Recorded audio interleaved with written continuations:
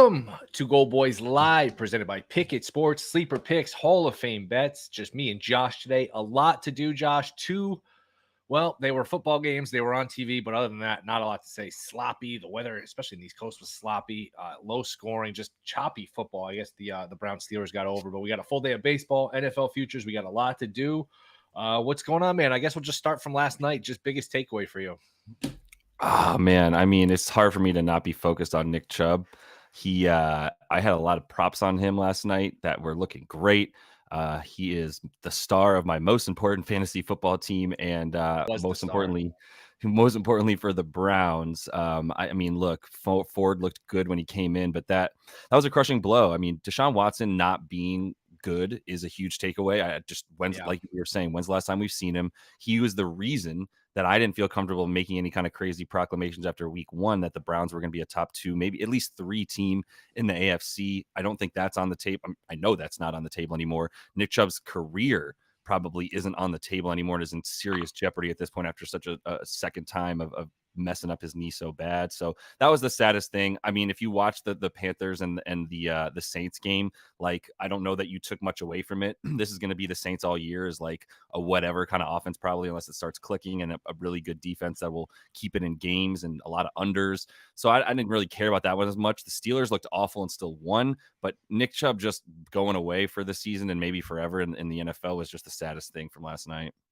Yeah, I mean, these guys seem to come back from everything now, but you make a good point. I mean, he's getting up there. He's been in the league long enough where he's probably close to 30, late 20s, second knee injury. Like, yeah, that's there are some long-term effects. And I don't know, could you wipe the Browns off? Like this time yesterday, we could talk about them as a contender for the AFC with that defense, maybe some better version of Watson, Chubb, the offensive line. It's a very well-rounded roster, but with no Chubb, and if this is the Watson we're going to get, like, look, it's been 3-4 years. What was it? 2020 was the last time we saw this guy play good football. And there's just no precedent for a guy missing 800 days, 700, whatever, how many days he missed, coming back and playing well or playing at all. So, man, he just looks inaccurate. He looks indecisive. He got 2 face masks, which I don't remember a quarterback ever getting 1 face mask penalty. He got 2. People could make the jokes about touching when he's not supposed to, which they sort of write themselves. It's just I think you got to have some concern here about Cleveland in terms of being a contender. The Bengals with Burrow possibly missing this week, and the market seems to think he's going to miss. That game's basically about to pick him. So that the line wouldn't move 6 or 7 points without some intel there. So I don't know. Let's look at the divisions, and we'll just go. Do you know? I'm on the same page with you. Do you know what the Ravens were before last night's game and Chubb going down? Because they're even money. No? I don't know. I'm asking. No. Yeah, they're even money now. Yeah, they were probably 2-1, something like that. Maybe a little less, a little over, but in that ballpark. Yeah, it probably got cut in half with the Chubb injury alone. Yeah. I mean, they were already becoming favorites once the Bengals looked like the Bengals. But now my thing too is like the Bengals are plus 475 to win that division. I get it. I do. I understand the logic. They already lost to the Ravens. What does that number have to be? Because I'm still buying low in order to bet it. Yeah, because I'm still buying low on Burrow. I'm still buying low on Chase. I think even the last 2 quarters of the last game, they finally looked like an offense that's going to come back. But if he's gonna miss significant time, or if he's just going to be banged up all year, their defense hasn't looked good. And remember, they still have a ton of tough games. They still have to play the Chiefs, the Bills, the 49ers, everybody in that division. Remember, they didn't just lose to the Ravens head-to-head, which is a tiebreak scenario. They lost at home. So now you still have to go at Baltimore. You know, you play Cleveland, who always gives them trouble. 2 games against the Steelers. I mean, we could just pull up the Bengals schedule here. I actually played under 9.5 Bengals wins today. I just don't know if Burrow's going to be like this. And there were some things last year when you look at the stats, just yards per play. They were 5.4, middle of the pack. That was on offense. On defense, 5.4 yards per play, middle of the pack. So you think of them as a dominant team. And look, they went to the Super Bowl 2 years ago, almost won it, and they almost went back to the Super Bowl last year. So there's something they do to win games. It's yards per play isn't everything, but there was definitely some concern for them. I'll pull up the schedule. Home for the Rams on Monday night, which we mentioned is basically about to pick them, which is not as easy a game as it looked preseason because the Rams have been very feisty here. At the Titans, winnable game, not easy. At the Cardinals, should be a layup. Home for the Seahawks. At the 49ers, home for the Bills. Home for the Texans, which is a layup. At the Ravens, Steelers. At the Jags, not easy. Home for the Colts, which is winnable. Home for the Vikings, winnable, but not, winnable. At the Steelers, at the Chiefs, home for the Browns. That's not an easy schedule. It's No. hard to get to 10 wins with that schedule. Yeah. No, I would agree. I was really just looking at it going like, well, now I don't love it at even money Yeah. for the Ravens because it's so obvious, but like it does seem like a pretty easy bet from the standpoint of like it once Chubb goes down, if you do believe the Bengals are too far behind the eight ball already, Yeah. then it makes sense. The Ravens schedule is much softer than the Bengals. Like we might be looking at this with a 4-5-0, Ravens team going, okay, well now they're minus 250, minus 300 to win the division might still be worth it at even money. But last night, I think I'm kicking myself a little bit because I did feel I did bet on the Steelers, and that's what I was saying yesterday. Was like, okay, that was one of the games that I believe we were undervaluing the Steelers because of that the way they lost, overvaluing the Browns because of the way they won, and that was still looking to be true on a Monday night where the Steelers are almost basically impossible to beat on Monday nights as they've had an incredible run over the last like 12 times they played. But with that in mind, A like it might wild have been stat. I didn't realize that yeah, stat. They hadn't lost 12 in since a row. 92 or something all Yeah, Monday night. Insane. 12 in a row. It's crazy. So that would have been the time to bet on the Ravens. I still think it's probably worth it because I think this offense is only going to get better for the Ravens. Like they're only going to ease into Todd Monken's offense and having Lamar play the way that he's been playing. So we'll see what happens with them. But that is an interesting division one, maybe more than any of the other ones, unless you're looking at any other division stuff too. I was just going to say, if you're going to make a case for the Bengals and making a case just, hey, I want to fade the Ravens, like the Ravens are even money. What if I told you, what would the line be for the Ravens if I told you Lamar's going to miss his 4 to 6 games like he has the past couple of years? So that really opens it up. I don't know. I would need more on Pittsburgh plus 550, but although you can't count them out, especially with, hey, let's just paint a scenario where Watson's not going to be good anymore. Burrow's hurt all year and Lamar misses his 4 to 6. Hey, Steelers at plus 550 again. I would need a little more, Right. but I get it. I don't know. If I Yeah. had to make a bet at this number, man, with no like I want to bet the Browns, but with Watson looking how he's looking, it's not a small sample anymore. Like he wasn't good last year, and people made excuses, rust, the weather. He didn't play in good weather on the first game in the rain. Now it's like, come on, it's reaching a point now where you got to seriously question if you're ever going to see it. So I don't know. Ravens at even money, Browns plus 330, Bengals plus 475, Steelers plus 550. I'd probably be boring and just take the Ravens. I don't know that it's actually enough to bet, but if I had to, like they already won in Cincy, they got the tiebreaker. They're 2-0, so that's probably the bet. We can go through some of these other divisions too and see if we can find anything. Let's just start at the top here. This is at DraftKings. NFC North, Lions minus 105, right about what they were before the season. Packers 2-1, Vikings 5-1, the Bears 13-1. I'll throw it to you. You had the bet there. I'll give you $100. Bet this division. What's the best bet? I know what I would have said the Packers. I would have said them, and the way they lost that game was terrifying. I'd still say the Packers. No, I still say the Packers. I don't know why I'm saying that. They didn't have Christian Watson. They didn't have Aaron Jones. They almost beat a good Falcons offense anyway at home. That I don't know. I mean, Arthur Smith. I have some questions for him, but either way, like Bijan Robinson is LaDainian Tomlinson apparently. So the way that the Packers lost that last game, while it was heartbreaking, they were in control. Jordan Love looks good. I've been talking up both the Packers' defensive and offensive lines, and that's why I actually thought they would win that game last week, despite not having their two best offensive skill players. Without them, they're still good enough. I take the Packers. Yeah, 2-1. It's enough. It's all. I'm not going to hit it. Let me just say that. Like maybe I would get greedy and go like if that was 3 or 4-1. But like these are diluted as hell, man. Right? Like the Bears are 13-1. Like what? Right. I wouldn't bet on them with your money. So yeah, the Packers for you? Or you believe in the probably Lions? the Packers. I thought about Minnesota, but I just worry if Minnesota starts 1-4 if they trade Cousins to the Jets and get a pick back, and that's an interesting game this week against the Chargers, like we mentioned, where both teams are probably going to lose somehow. Yeah. I would think the Vikings Chargers like loser is probably done. I don't think that's a hot take. Hey, if you're 0-3, you're not doing anything significant, barring something miraculous. Right. I mean, Lions minus 105. Lions are a weird team because they were supposed to have this great offense. Goff didn't look good the other day. They didn't score a lot in Kansas City, where Kansas City was missing guys on defense. It's still not a good defense. It would probably be the Packers for me. Again, like you said, not enough for me to bet it. Not enough for me to bet it. Minnesota was 7-1 on Sunday before these other teams lost. Like the Lions lost and the Packers lost that 1:00 window, and the Vikings had already lost on Thursday. Right. At 7-1, it'd be interesting, but I just feel like the luck is coming back to them after last year, and I don't know if they win this week, they're in the mix. But I just worry that that's a dead ticket if you trade Cousins. So we both agree Green Bay. Yeah, agree. Yeah, it's a dead ticket if you trade Cousins. Who do they have this week? The Vikes. Chargers. Right, you said that's what we were talking about. They're both going to lose. So lose. Yeah, man, I don't know. They're gonna be Double 0-2 forfeit. 0-2-1 at this point after Yeah, week 3 probably. So, yeah, I'm not doing it, man. yeah. Um, yeah, next one is, as far as I'm AFC West. yeah, AFC West, nothing there for me, honestly, like, Chiefs Chargers minus 260, Chargers 4-1, Raiders 10-1, Broncos 14-1. Hey, if you lay 260 on the Chiefs, I can't argue with you. I really can't. Chiefs That's and Niners to win their division, minus Can you parlay 152 them on yeah, DraftKings? minus 152 on DraftKings when you parlay them. That's very reasonable. Now, people aren't going to want to do that. People aren't going to want to tie up their money for that long for something that's minus 152 and you don't get paid till like, New Year's or whatever. Right. But how about if I throw the Jags in here, make it a little so people I say was that's trying to plus see who money. makes the most sense to throw in there. Throw the Jags in there. It's plus 180. Yeah. That's not That's bad. nice. Yeah, that's nice. What's scaring you in that division? Because The the Titans Titans are just barely beat always the sort of Chargers? lingering. They were close to being 0-2 the other day. Maybe you can count them out, but they just always and I knew this, but I kind of hadn't thought of it this way. That was their first time winning a game since like week 12 last year. They lost their last like 7 and then so maybe even Yep, week 9, 10 last year. I think they lost 8 their last games in a 6 or row. was it 8 games in a row? See, that's a Yeah, long time. And they almost lost. Look, Herbert had the ball a chance to win. The Chargers were up 11-0. Chargers had a million chances.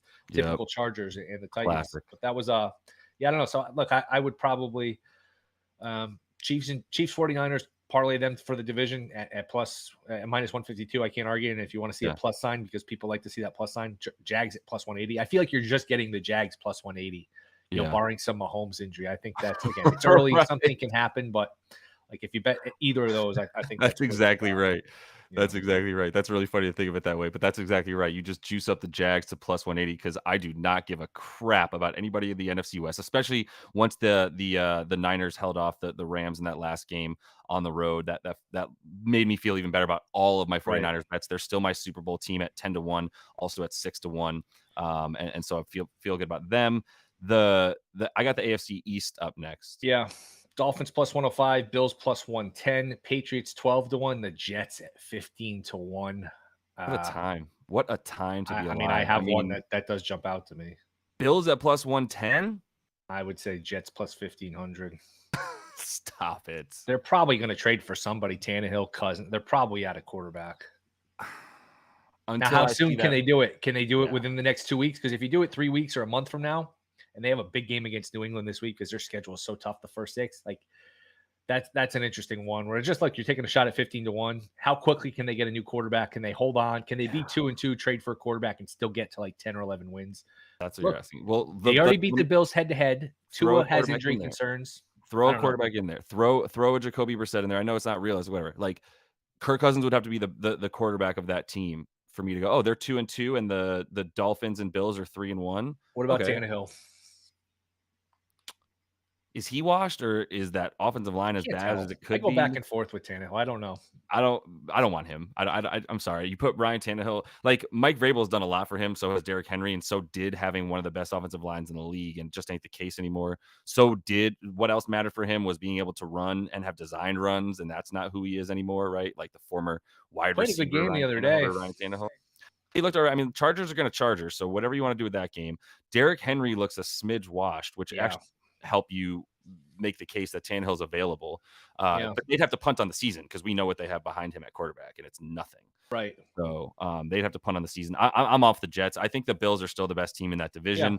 I think that game was a opportune moment for the Jets to just rally and have what looked like the best defense in the league. It's still really good, but we obviously also saw a really good offensive line, and the Cowboys able to keep them at bay enough to do what they needed to do. So Tough I don't spot believe too, it. off a short week on the road. Yeah, Like they had that was a tough game at Dallas. but Zach You Wilson's could not argue San Fran. Oh, I mean Wilson's bad, but you could say San Fran's the best team. You could say Dallas might be the best team. It's not that far off. Dallas, not that San far off. Fran, Philly, Reasonable. the Chiefs. They're not that far apart. So that's a tough spot. I take the Short rest. Bills.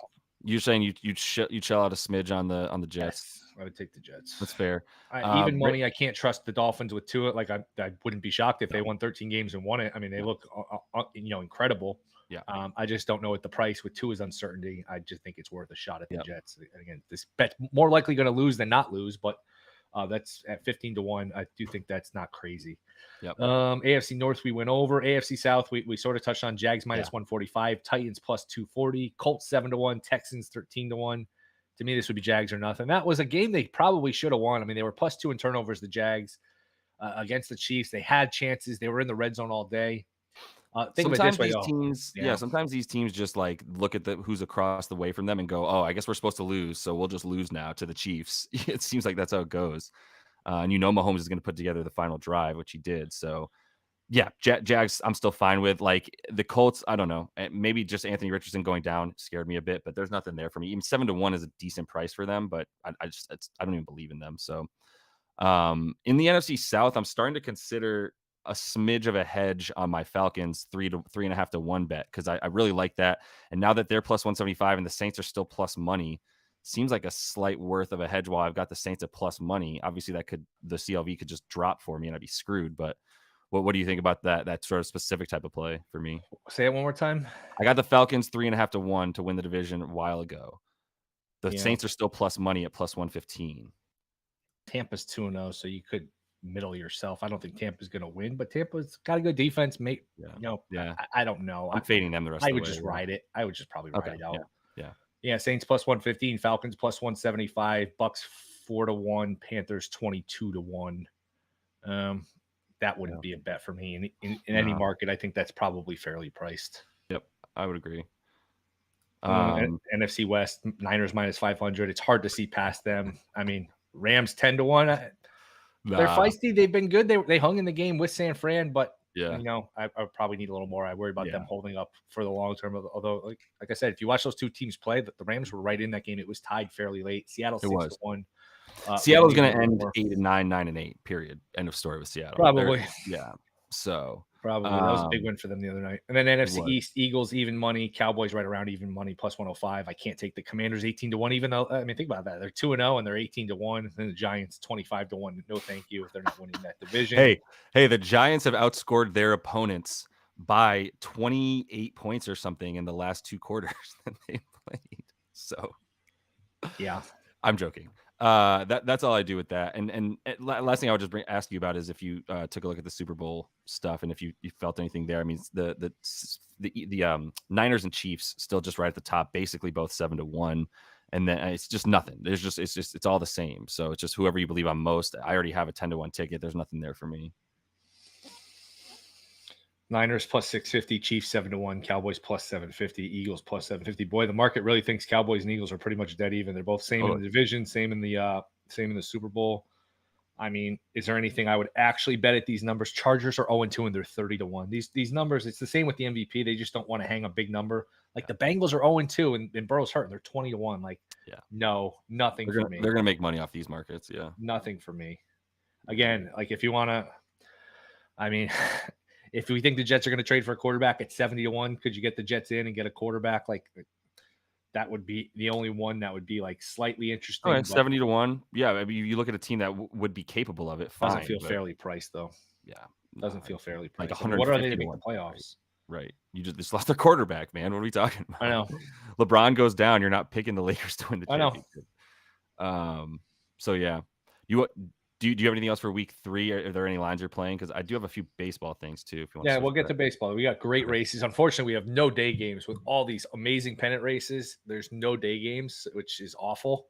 I know. But man, the NL wild card, there's like, and everything gets hidden when football starts. But it just look at it. There's like 5-6 teams all bunched up here. Philly's going to make it, and then you have the Marlins, the Diamondbacks, the Cubs, the Reds, the Giants. It is a lot of fun. So, what do you have for today's card? For today's card, let me pull my notes back up. I'm looking at the Miami Marlins game against the Mets. I've got a few things for Jorge Soler, 2+ total bases, and I sprinkled a little bit on a home run. He's got a home run every 7.5 at bats against lefties this season. Like he just absolutely mashes lefties, slugging like 580 or 570. So I think there's total bases for him minus 105 on FanDuel. I also took Miami first 5 with Braxton Garrett on the mound, taking on Joey Lucchesi, who's been pretty good for the Mets. He killed me last week. Who was it last week? Against the Diamondbacks. Oh, that was a bad one. He went 7 against them. That was wild. I'm not fading him directly outside of just the first 5, but Braxton Garrett being much better than him, and this Miami Marlins team hitting lefties super well. So I don't love the card here. I like Arizona at home with Gowan. Gowan's been incredible at home. Yeah. Minus 145, 140. What are we at right now with Gowan here? Yeah, minus 148 here for Gallen. I'm okay with that. Yeah. All the Cy Young guys going today. I think Snell has pretty much wrapped it up. Snell, Gallen, Strider all going. I think that barring some miraculous, perfect game by one of these other guys or some blow up by Snell, I think it's on Snell's arm here. Where if Snell is decent for the last, we're down to 14 games, so maybe a couple of starts. 2 starts, yeah. That it's going to be Snell. He's a Yeah. monster favorite. You have a Snell ticket? I do 50 to 1. I've Nice. hedged, but Sure. I'll still be happy Sure. with how it's gone here. So yeah, I don't know. Do you have anything into like these to make the playoff markets? Anybody jump out at you in terms of who you want to back? I didn't actually look at those. The only I'm gonna look at them real quick, but the other play that I had was in the Yankees game for the Blue Jays to handle them with Kikuchi on the mound. They just strike out a ton against lefties. They're so weird, dude. Like they slug well, but they don't hit for average, so it's like a home run or nothing. I think Kikuchi keeps the ball low enough for him to keep the ball in the park, take that game from them. Both their pens are the same. Blue Jays hitting righties well against Clark Schmidt here in this one, so that's one I'm taking. What do you think about playoff stuff? Let me toss to you while I look at it real quick. I'll just read a few of them. Rangers minus 180 to make it, plus 155 to miss. Pretty much same thing for the Mariners. Minus 185 to make, plus 150 to miss. Astros are minus 2,500 to make it. Blue Jays now minus 390 to make it. They had a bad series against the Rangers last week, but bounced back and played well here, beat up on the Red Sox. Yep. Cubs, yes, plus 115. No is minus 135. So you're now an underdog in our bet here. You got a good number. So look, you got plus 325, but you were like minus 900 a week ago. I know. Reds now minus 125 to miss, plus 105 to make. That was the probably worst take weekend. Arizona here, minus 135 if I had to bet. I don't know that anything is like great here, though. Yeah, I think the Cubs have a pretty easy schedule the rest of the way. I've been streaming their pitchers in fantasy because it's like Pirates, White Sox, like A's. So that's been in their favor. They got Pittsburgh, Colorado, and then Atlanta, Milwaukee. So that's the Cubs' remaining schedule. And then the D-backs, pulling that up real quick. That's 2 easy series and 2 shit series for the Cubs, and for the D-backs, SF, Yankees, White Sox, Stros. Pretty much even-ish the rest of the way, except for that crappy matchup for the Cubs against the Bravos and even the Brewers. But if the Brewers have things locked up, maybe we don't see like a Brandon Woodruff or something like that. Maybe that's in their favor. Same concept for but we know Houston's going to be playing all 3 games tough against the Diamondbacks to end the season. So it's a lot of fun. It's a lot of fun. Yeah. Like, when does the season end? What day of the week? Is it middle of the week? October 1st, Sunday, October 1st. And then I think it's like 2 days later, 2 or 3 days later is the first DS or wild card, rather. That's on a Sunday. They've been doing it. They mix it up for a while. It was on a Sunday. Then they moved it to a Wednesday. They moved it back and forth. I kind of like it when it's on a Wednesday so you can take it all in. That's too much. If you have all these wild card races, like it's a fun day, but man, your head's spinning between watching football, all these and a lot of these teams, like there's just not going to be much separation where you're going to have all these different scenarios where if this team wins, if that team loses, like it's going to be a fun day, man. Putting that on Sunday is rough. That is going to be a lot of sports, dude. I don't know. It's a lot. They tried to start these games a bit earlier in the day. I'm trying to see if there's a Monday, October. Yeah, it's all Sundays. Then obviously that makes sense. But the final start pitch is 12:15. Is Cincinnati St. Louis as the latest start time. That's my time. So it's like 3 p.m. for y'all on the East Coast. Yeah, that's just too close, man. It's not. No one's gonna be watching it. But the games that'll matter that day are probably Texas, Seattle, Houston, Arizona. Those will be good games. Those will be the ones that matter. Yes. Yeah, I agree. So, I agree. Anything else catch your eye for tonight? On baseball? Not really. Yeah, I also don't love the slate. I've been trying to take advantage of teams that need to win and are losing, and that worked like ass with the Cubbies. So right. I'm just finding like I do like that the Marlins over the Mets. I mean, they're still alive too. So that's kind of it. Yeah, Marlins very much alive. Yeah, they are. That was a tough loss for them. I took it 13-1 yesterday, and with Chubb's injury, Bijan to lead the league in rushing. Now it's 6-1. I can't really recommend it at 6-1, but man, over 6 yards a carry. It's he's just, man, he's going to get the touches because you picked him so high. It's a run first offense. He's already second in the league. He's not that far behind McCaffrey. McCaffrey's always banged up. So at 13-1, I thought it was a great bet. At 6-1, I think it's a pretty good bet. It's okay. But again, he could get hurt too. So at 6-1, I'm lukewarm on it, but I did take Bijan to lead the league in rushing. It's a Love fun it. one to root for too. He is incredible. I mean, So you can root about, you can quibble with taking a running back that high, but man, is he good. Dude, he's really, really good. I don't quit when you get guys that are better than their offensive line. They're better than, I mean, he's got a great line, but no, I'm fully with you. I think 13-1's a great price. Shout out to you. I mean, you didn't know Chubb was going to get hurt, but I mean, that's Chubb. Eckler missed a game already. Aaron Jones missed a game already. Saquon's going to miss the next 3 or 4 games. And right now, I think, yeah, like you said, McCaffrey's his biggest competitor there. So yeah, it's tough. It's tough. It's yeah, that Chubb was certainly an interesting twist to it. Barkley's hurt, so not that he was probably going to lead the league in rushing anyway. Anything else on your mind here? no, all good, man. I know we got we'll be back tomorrow, probably looking at that Thursday game a little bit more specifically, and then we'll have Brad and Brian back. So Anything week 3? Giants are getting 10 against the 49ers Thursday night, man. Laying 10 in the NFL, laying double digits is not usually a profitable endeavor, but man, it's hard to see the Giants staying competitive in that game. It really is. That offensive line on the road. Yeah. I was going to look at the first half maybe and feel like the Niners come out and punch them in the face again, the way that the Giants have been getting punched in the face when they come right out of the gate on the road, across the coast. You know what I mean? That kind of thing. I would still say maybe there's some first half stuff.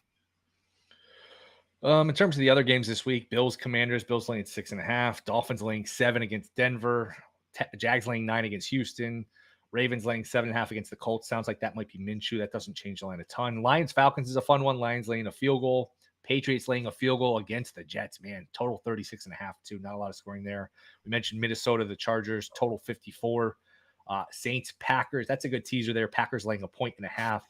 Browns laying 3 to the Titans. Just one thing while you're talking about this, I'm looking at all these spreads. Maybe it's just the matchups, but we were wondering if they were going to inflate these lines and the totals rather, and they have not. If you're Browns, Titans, 39.5, Jets, Patriots, 36.5. Yeah, I mean, even Bills, Commanders, 44.5, and the Giants and 49ers, because they probably expect the Niners to score 30 and the Giants to have 15 points. So yeah, I don't think they overinflated these totals at all after seeing all those overs last week. Yeah, because remember, it was all unders week 1 and then all overs last week. So yeah.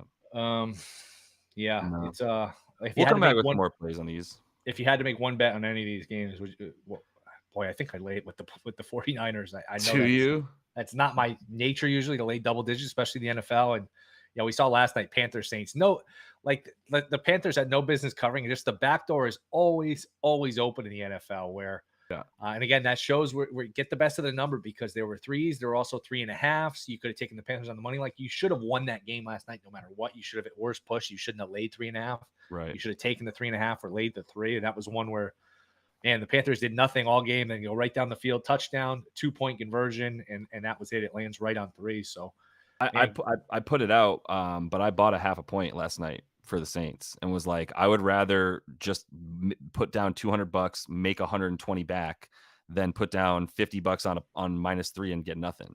So that was my logic, and I took the 2.5. Yeah, so, and it didn't look like it was going to matter, and then it didn't. It didn't, and then it did. The only thing, I'm still on like, fraud alert, or at least like don't underestimate or overestimate team alerts. And I think there's some spreads that might be a bit inflated. Honestly, if Anthony Richardson was playing, I might like the Colts a bit more to surprise this Ravens defense, especially, but nothing for me there. And then in the Jets and Pats as well, like, I think I still believe in the Pats enough. I just think if Zach Wilson's going to start, I'm going to fade him every time. Let me just put it that way. Yeah, I'm not laying 3 on the road, though. That's Bill Belichick versus Zach Wilson. I don't really need to know much else, to be honest. I know, but I mean, how many points are they scoring? What's a team total there? That's it's like they played a game last year that was like 3-3 late. Remember, I think the Patriots returned a punt for a touchdown, and there was a controversy of blocking the back, and they won it 9-3 or 10-3. I could see a similar game where it's just a dogfight where it's 10-7. I mean, that's going to be a low scoring game, ugly game. So, all right, fun day of baseball again. I wish we had a day game. I really wish we had a couple day games, but 6:40 Eastern is the first game. So appreciate you guys listening. Thanks to Josh, Hall of Fame Bets, Pickett, Sleeper. We will be back tomorrow, 1:00 Eastern. Appreciate you guys listening. See you then.